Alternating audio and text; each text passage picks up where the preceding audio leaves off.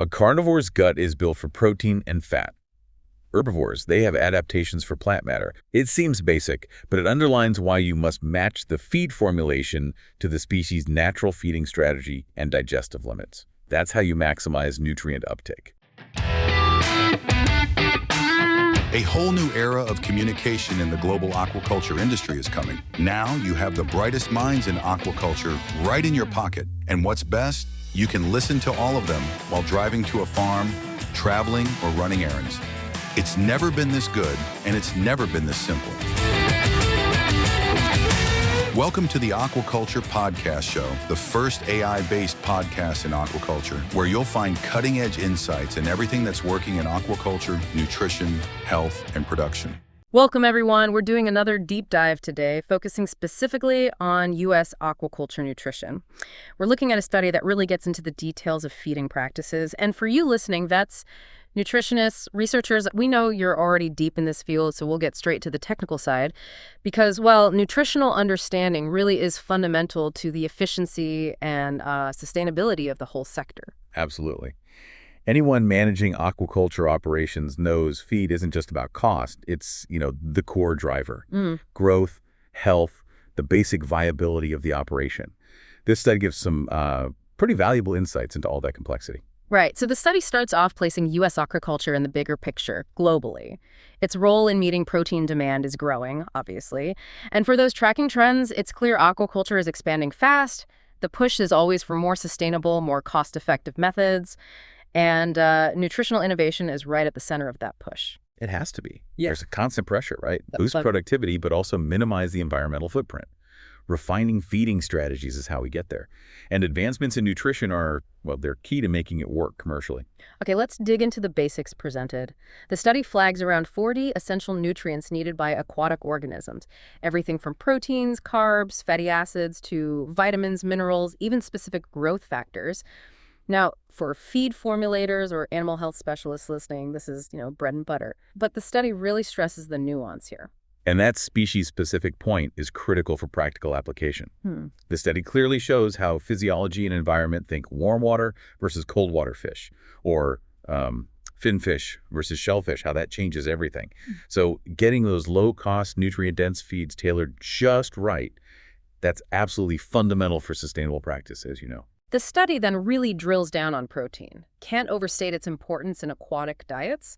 For anyone focused on performance, getting enough protein, and crucially, the right indispensable amino acids, lysine, methionine, threonine, those ones, it's just non-negotiable for building tissue, for vitality. And you see it directly in the results, don't you? Protein levels hit growth rates, feed conversion, even how well fish resist disease. But the study also reminds us requirements vary massively. A fast-growing carnivore needs something very different than, say, a slower-growing herbivore. Plus, there's the environmental angle, which regulators are increasingly focused on the issue of nitrogen waste from excess protein. Okay, shifting to energy sources. Carbohydrates and fats. Carbs are discussed as, well, a primary energy source, and they have a practical role in feed manufacturing, pellet binding, and such, though not strictly essential nutritionally for all species. And it's interesting, as many will have seen, how differently warm water and cold water species handle carbs digestively. That's a really key formulation point. You can't just swap them in equally. And the study rightly warns about overdoing carbs. It can lead to metabolic problems, like fatty liver, even in fish that tolerate carbs reasonably well. Getting that energy balance right is just paramount for health and efficient growth. Everyone managing feed knows that struggle. And then fats, the dense energy source. The study highlights essential fatty acids, the EFAs, particularly those omega-3s, EPA, DHA, absolutely vital, especially for marine species. Many just can't synthesize them efficiently themselves. Yes, and for anyone concerned with both the animal's health and the final product quality for consumers, getting those EFAs right in the feed is crucial. They support the fish's physiology, yes, but they also directly contribute to the health benefits consumers look for in seafood. The study connects that feed quality to final nutritional value. The study also touches on the digestive system itself: mouth, stomach, intestine, liver, gallbladder, and their functions. This whole anatomical setup, it directly shapes how feed components get broken down and absorbed. Exactly. A carnivore's gut is built for protein and fat. Herbivores, they have adaptations for plant matter. It seems basic, but it underlines why you must match the feed formulation to the species' natural feeding strategy and digestive limits. That's how you maximize nutrient uptake. All right, let's talk micronutrients. Vitamins and minerals, indispensable. The study covers both fat-soluble ones like vitamin A for growth and water-soluble like vitamin C for immune support, healing, and minerals too, calcium, phosphorus for skeletons, magnesium, iron for enzyme functions, all critical. And anyone in health management sees the impact of deficiencies, poor growth, poor disease susceptibility, just overall poor condition. The study also notes the complexity with minerals, because it's not just diet. The water chemistry itself plays a role, uptake from the environment. Feed additives get a mention too, their various roles. Antioxidants, obviously important for preventing spoilage, keeping feed stable. Pigments, sometimes used for flesh color in certain species.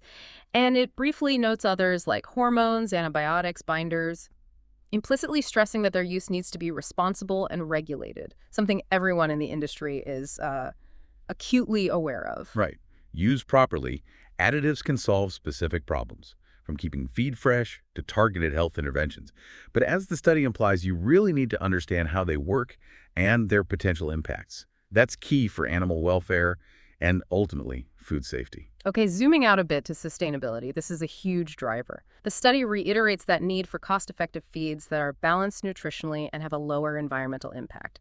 And a key strategy discussed is replacing fish meal with plant-based options, soybean meal, corn gluten, rapeseed meal, trying to bring costs down and reduce reliance on marine resources.